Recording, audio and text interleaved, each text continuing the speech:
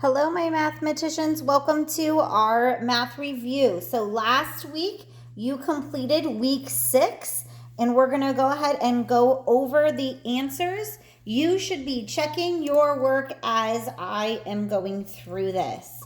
So for number 1 on Monday, you are to multiply the 5, the 9, and the 3 by 80 and 40. Remember, when we do this, we multiply by the number in the tens spot, get our answer, and put our 0 to make sure our answer is in the 10 spot.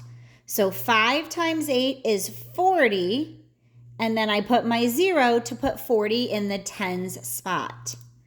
9 times 8 is 72. Move it over to the tens place. 3 times 8 is 24. Move it over to the tens place. 5 times 4 is 20. Moving it over to the tens place. 9 times 4 is 36. Moving it over to the tens. And 3 times 4 is 12. Moving it to the tens. So there are my answers for the first one. For number 2, we were to subtract. 7 minus 5 is 2. 6 minus 0 is 6. 9 minus 1 is 8. So I have 862. In my second one, I cannot take 5 things from 1, so I'm going to borrow a group of 10 and change them into 10 ones. So now I have 11 ones. 11 minus 5 is 6. 7 minus 4 is 3. And 6 minus 1 is 5. So 536. And then the last one was addition. So 1 plus 7 is 8. 8 plus 1 is 9. 2 plus 2 is 4. So 498. All right, for the third one is fact family. 4 times 5 is 20. 5 times 4 is 20. 20 divided by 4 is 5. 20 divided by 5 is 4. For the next one here, we did area. We needed to count our squares. So 1, 2, 3, 4, 5, 6, 7, 8, 9, 10, 11, 12, 13, 14, 15, 16 square units. It does not have a label of inches, centimeters, so we call it square units. For the next one here, we're completing a table. Every nickel is worth 5 pennies. So first of all, my pattern is times 5. And then to fill in my chart, it would be 3 nickels is 15 cents or 15 pennies. 4 nickels is 20 pennies. 5 nickels is 25 pennies. 6 nickels is 30 pennies. So times 5 of the nickels to equal pennies. All right, Tuesdays, circle the shapes. 18 divided by 6. So I'm going to put 18 into 6 in a group, and that would give me 3 groups. Name the fraction. So there's 1, 2, 3, 4, 5 parts. One of them is shaded, so I have 1/5. Missing numbers, 7 times 4 is 28. 28 divided by 7 is 4. 18 divided by 2 is 9. 2 times 9 is 18. Going over to the next one, partitioning and shading 1/3. So first thing I do is break this into 3 equal parts and then shade 1 of the thirds. All right, so this one down here, we're going to take 3 groups of 6. 3 groups of 6, and we're going to break them apart. So they're breaking the 6 into 2 and 4.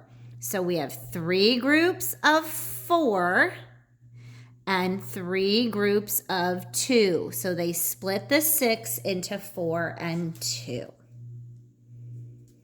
Make sure you've done both parts here. All right, and then let's go ahead and go to our Wednesday and Thursday review. So Wednesday is equivalent fraction, 1/2.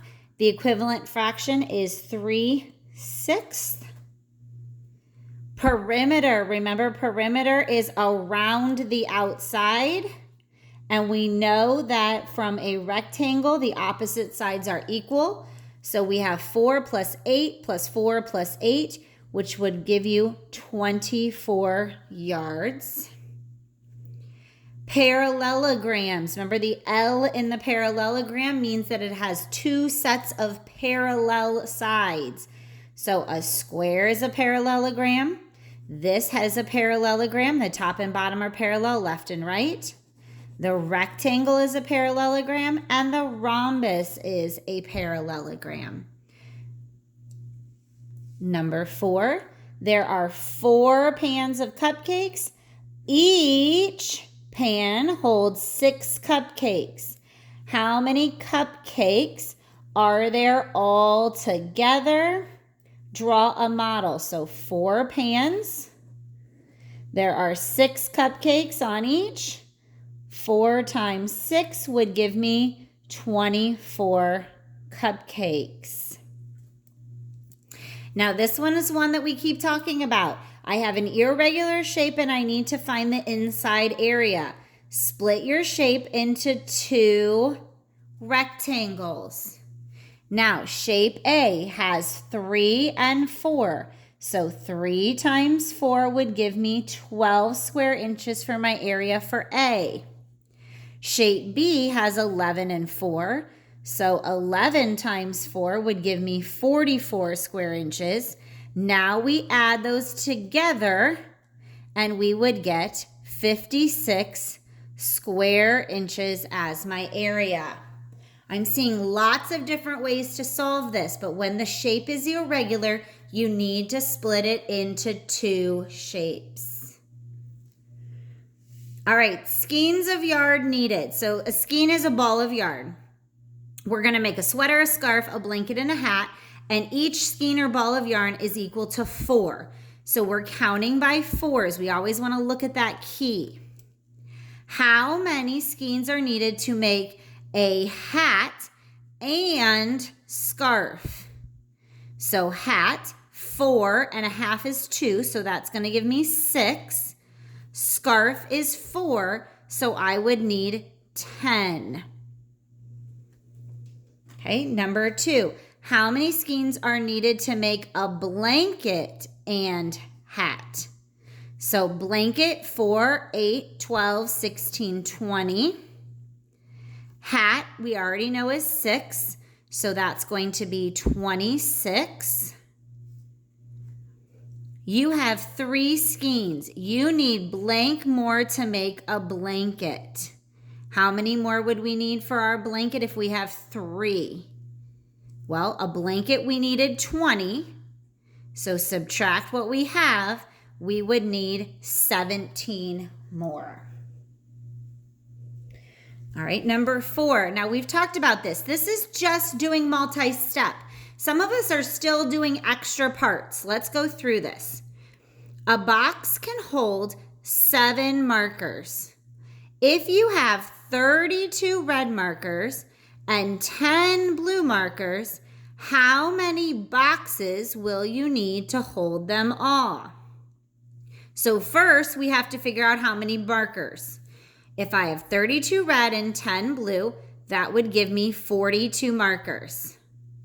I'm going to put them into 7 in a box. So 42 divided by 7 in a box would need 6 boxes. B is standing for box, which is 6. And all I do is plug it into the sentence. Some of us are adding things extra here. This is called a variable. We've talked about it. It's a letter standing for a number. Number 5, we're comparing the fractions. The denominators are the same, so all we look at is the top, and 3 is more than 1, so 3/5 is greater than 1/5. Make sure you've checked your work. If you need any help, go ahead and send me a message and I will go through this with you.